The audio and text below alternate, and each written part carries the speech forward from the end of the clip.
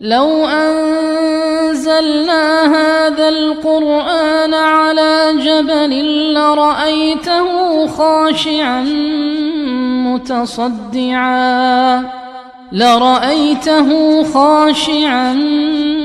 متصدعا من خشية الله. الحمد لله الذي لا إله إلا هو الرحمن الرحيم وأنزل القرآن تبيانا لكل شيء وأرسل محمدا صلى الله عليه وسلم مبشرا ونذيرا وصل على محمد وعلى آله وأصحابه أجمعين. Kalem suresininki 5. ayeti. Euzu billahi mineşşeytanirracim. Bismillahirrahmanirrahim. Fesatubsiru ve yubsirun. Muhammed aleyhissalatü vesselam, yıkında sen mu senin hak İslam diniga çakırganlıkındaki toğra hak igisi ekanligingni, senin güzel ahlak bilen Allah ügetken güzel terbiye bilen İslamga ölgü bolgan hak peygamber ekanligingning zadi hak ekanligini yıkındı körüsen ve o seni inkar kılgan, seni Mecnun diyen kapırlamı özünün Mecnun ikenlikini, özünün şeytanının azdırışıga çıkıp ketkenlikini, özünün yolunun nahak ikenlikini yıkındı ulamı körüdü. Demek Allah Subhanahu ve Teala mana şu ayet arkalık Kalem suresinde Allah Subhanahu ve Teala Muhammed sallallahu aleyhi ve sellemni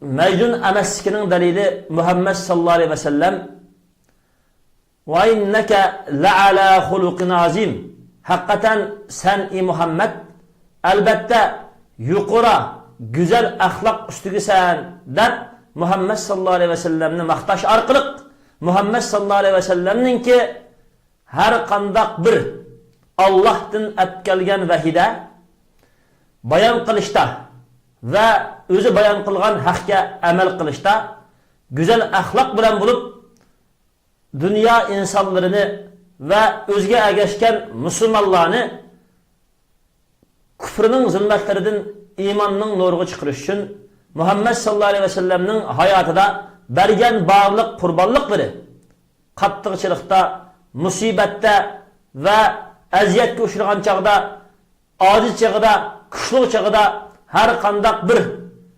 Müslümanlar bilen ve cemiyet bilen münasebet kılgan vaxtıda özünün ailesi de ve özünün ki şahsi muamelesi de amanette, adalette küyümcan buluşta, öpücan buluşta her bir hak adaletini yakalap mezlumnun, arizinin yine turuşta zulümga karşı duruşta ve şecaatmen buluşta Muhammed sallallahu aleyhi ve sellem'nin ülgü bulup hakni dünyaya namayan kılganlıkının özü Muhammed sallallahu aleyhi ve sellem'nin mana şundak güzel ahlakının özü Muhammed sallallahu aleyhi ve sellem'nin ki Mecnun emas, belki Allah'ın peygamberi ekanligiga guvalık bulduğanlıktan ibaret bolgan hakni Allah Subhanahu ve Teala otturu koydu.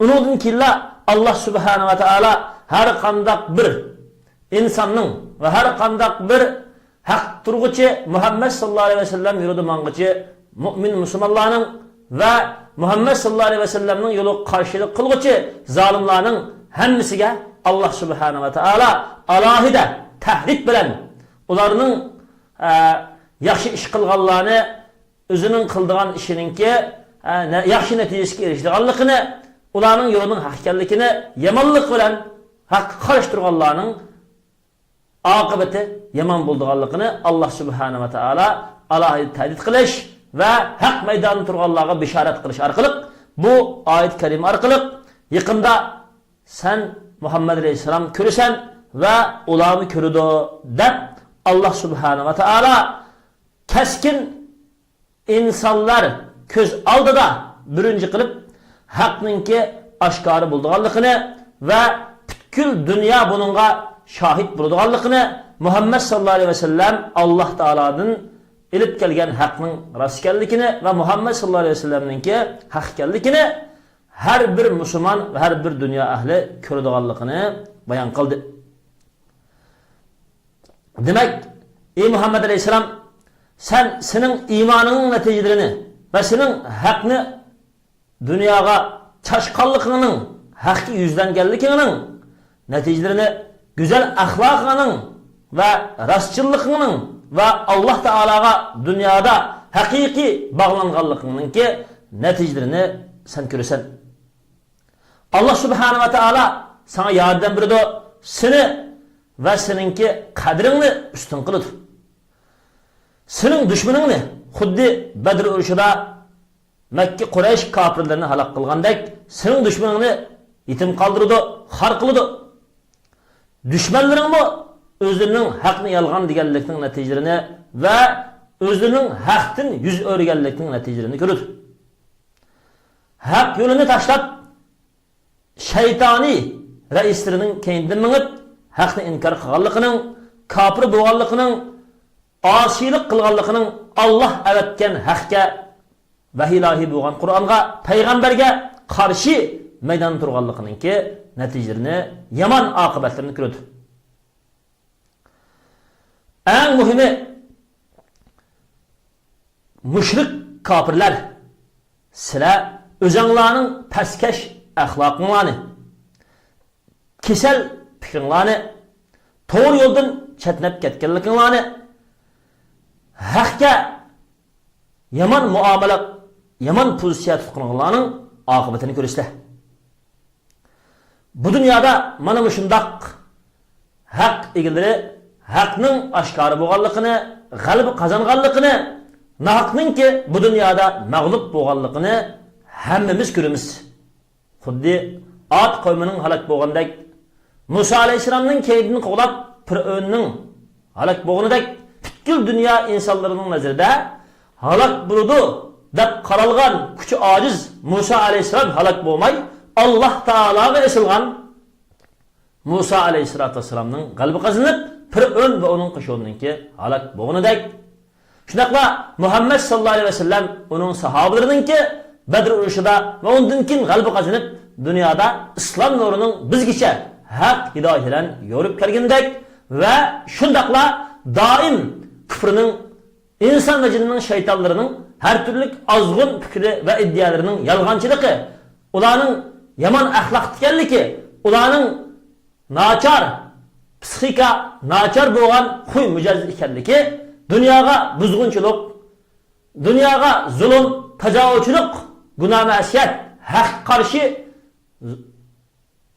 zulm ve chekidin ishni yo'l qo'ydiganligini payg'ambar sallallohu alayhi vasallam Allah Subhanahu ve Teala ilib kelgan haq din dünya insonlarga insonlarning erkin bo'lishni, haqiqiy hurriyatni, haqiqiy Allah qili qul bo'ladigan, o'zi yaratgan eskilar cho'qinadigan haqiqiy egisini tepishni, o'zininki to'g'ri bo'lgan programmasi haq islom dinni ve o'zining dunyo va oxirat yo'li bo'lgan baxtlik hidoyat yo'lini tapalaydiganlikdan iborat bo'lgan mushu haq dunyoda oshkor bo'ldi. Ham hozir qadar oshkor bo'ldi.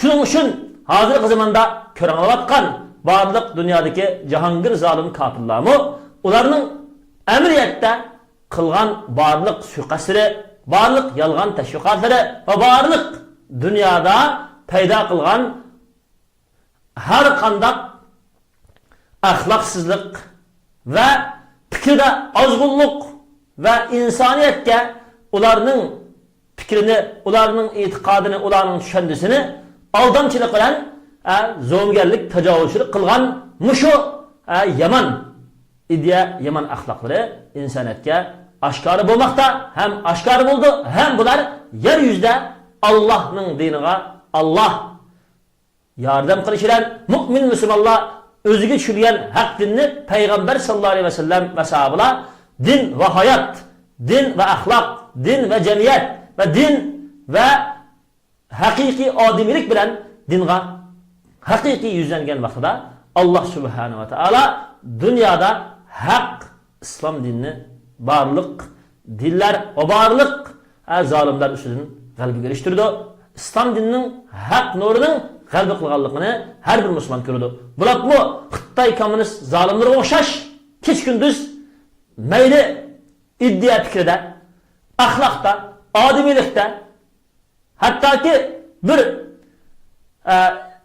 tirik bir canavar buluş, hayat bir mahluk buluştuma, hakança en dünyada mahluk diyen katarda mı sanıqlı bo'lmaydigan darajada axloqsizlik, odimiysizlik, sharm hayosizlik,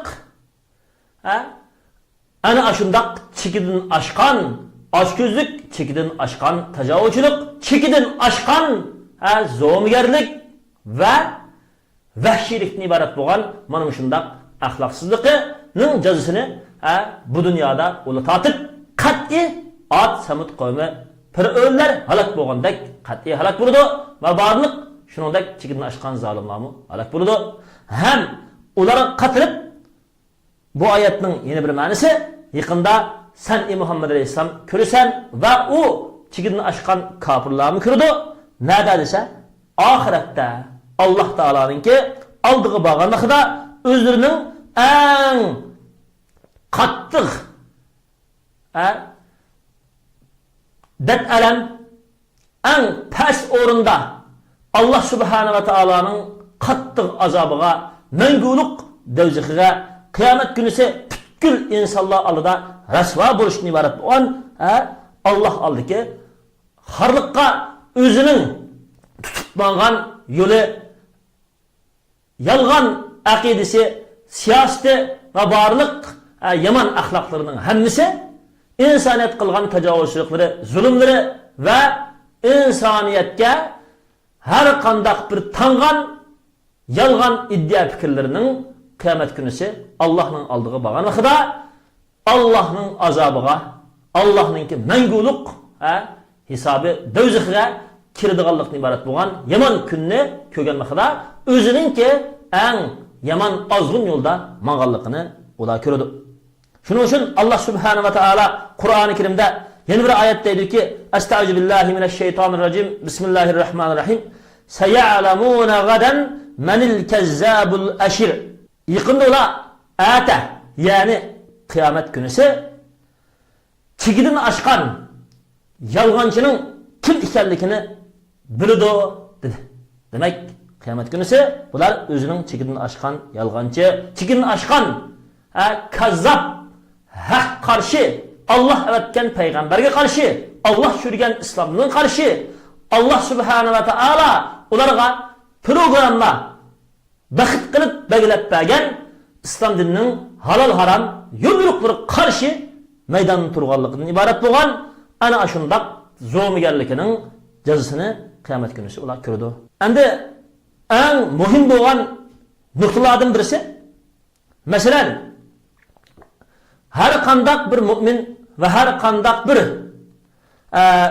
insan dünyada özünün bu dünyada mı, ahirette mi haq yo'liga asilmaganlik meydanida bir sınaqqa duch keladi.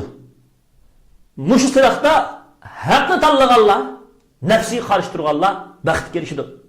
Masalan, bir mu'min uyga o'zining halol kasbi orqali ozgina kirimini akirdi. O o'zi ayoli balavoq bilan halol turmush yashaydi. Uning atrofida ba'zi insonlar har xil zulm orqali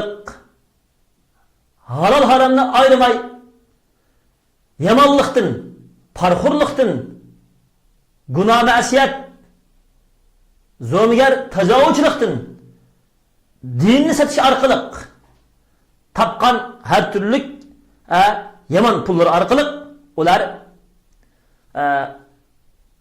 her türlü şahvani ko'ngil ish maydonlarida her türlü günah ma'siyatchi o'zimi boshqalarga moyil bo'ladigan, boshqalarni o'ziga moyil qiladigan shahvani ozg'un ayollar bilan ko'ngil ochadi. Mana shunday bir ahvolni bir mu'min inson ko'rgan vaqtida nihoyatda qiyin bo'lgan tanlash ichida qoladi. Men haq turib o'zimning halol rizqidan, halol manbasidan yeb Allohni rozi qilishim lozim deb haqni tanlaganlar baxtini topadi. Ammo o'zininki halol rizqini tanlamay, rizqining haloldan kelishi yoki haromdan kelishi qaramay, ham topgan har qanday bir iqtisodi orqali shahvoniy hissiyotlar bilan gunoh ma'siyat, tajovuzchilikqa, zinoy haromga tushgan har qanday bir inson o'zining mangulik baxtini ziyon tartqizib qo'ydi. Demek, mana shu kurashda maqsadga erishgan odam kim desa, maqsadga foydaga erishgan odamni Alloh subhanahu va taolo deyki, "Va man yuti'illaha va rasulahu faqad faza fawzan azima." Sura Ahzab 71-oyat. Alloh taologa itoat qilgan, Alloh taoloning elchisi payg'ambari Muhammad sallallohu alayhi vasallamga Muhammad sallallohu alayhi vasallam atkagan to'g'ri islom programmasiga amal qilgan odam katta maqsadga erishdi. Yani nefsi xohishini, shahvatning keyindan mangmay, o'zining nafsini to'xtatgan, halol yo'l bilan rizq olgan, halol yo'l bilan olgan rizqda Alloh taolo buyurgan taqvolik va Alloh taolo buyurgan xolis shirkdan pok bo'lgan ibodatini joyida qilganlar. Ammo oxiratlik mangu hayotini unutib, naq shahvatlarni tanlagan, o'zininki yo'qlab ketgan bu dunyodagi har bir minutini shahvoniy ko'ngil xohishga birlish bilan o'tkazgan bunday insonlar dunyonimi, oxiratnimi ziyon tortadi. Ular o'zlariningki jannatdagi erishadigan balavoqlarini ziyon tortadi. Ham shundaqlar mush dunyodagi ahli balavoqlarini to'g'ri boshlig'ili unimgan bo'lsa yoki to'g'ri mangishdan to'sab qo'yib gunoh ma'siyatga yetaklagan bo'lsa, o'zinimi balavoqlarini do'zax azobi bilan ziyon tortqizdi. Mana shu haqiqiy turganlarga maqsadga, nijotlikqa erishadiganlik bilan haq yo'lidan chatnab shahvatiga bilganlarningki Alloh payg'ambar alayhisalom orqali avatgan programma halol harom va shariat qonunlarini ko'zga ilmaganlarning Alloh subhanahu va taoloning g'azabiga yo'l qo'yganlikning dalilini kim o'ttirib qo'ygan desa, Alloh bizga o'ttirib qo'ygan. Alloh taolo deyki, mush oyatning oxirisida inna robbaka huwa a'lamu biman dalla an sabilihi va huwa a'lamu bil muhtadin. Haqiqatan sening yaratgan Parvardigoring Alloh o'zining to'g'ri bo'lgan islom din yo'lidan azib ketgan kishilarni va to'g'ri yo'lda haq islom dinining programmasiga uyg'un mangan kishilarni bak biladi dedi. Demak, qarindoshlarimiz Alloh subhanahu va taolo azib ketgan kishilarni nihoyat bak biladi. Shunga a'lam dedi. Uning oshkora, yushurun va niyatidagi maqsad qilgan yomonliklargacha, yaxshi odamning oshkora, yushurun niyatida maqsad qilgan yaxshiliklargacha har bir ishini Alloh subhanahu va taolo biladi. Demak, mushu hozirgi dunyodagi barliq yomonlikqa, ozg'unlikqa ochilgan yig'inlar, birlashgan jamiyatlar, ozg'unlikqa, tajovuzchilikqa birlashgan barliq guruhlar, ularning barliq harakatini Alloh subhanahu va taolo biladi.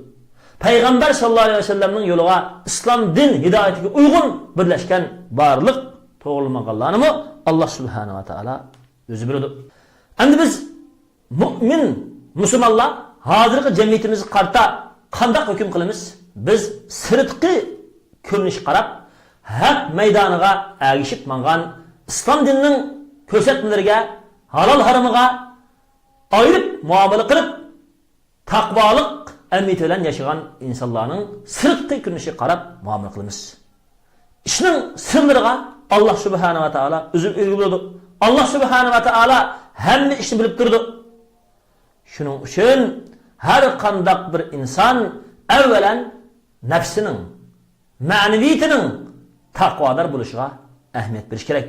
Butkul dunyo insonlari oldida taqvo ko'rinsimi, Allah subhanahu va taolo oldida haqiqiy Allah taolo buyurgan haq turadigan taqvodor bo'lmasa, Allah subhanahu va taolo har bir insonning to'g'ri yo'lda Parvardigorining yo'liga erishib manganligini niyatlari, yuraklarigacha eng qattiq biladi va har qanday bir insonningki to'g'ri yo'ldan chetnab ketganligini va ozg'unlikda qolganligini hammadan bak Allah biladi.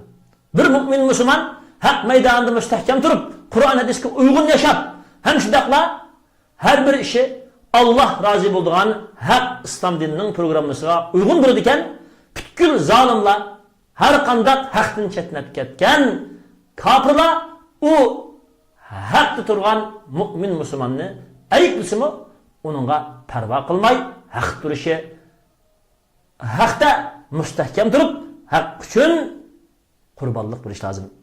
Chunki boshqalarning, bularmi zolimlarning, kofirlarning baho berishi, ularning har qanday tuhmatlari hech nimaga, hech qanday bir o'ringa Allah taolo oldida egimi emas.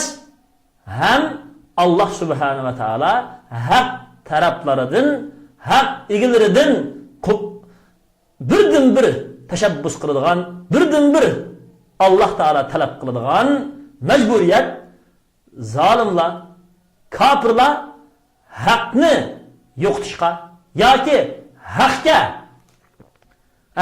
nahaqni aralashtirishga yoki haqni nahaqqa moslashtirib turib yo'qotishga tirishadigan har qanday bir plan va har qanday bir siyosat va har qanday bir programmaga qat'iy qarshi turish, yo'qdish, haqda ching turishni Allah subhanahu va taolo bizdan talab qiladi.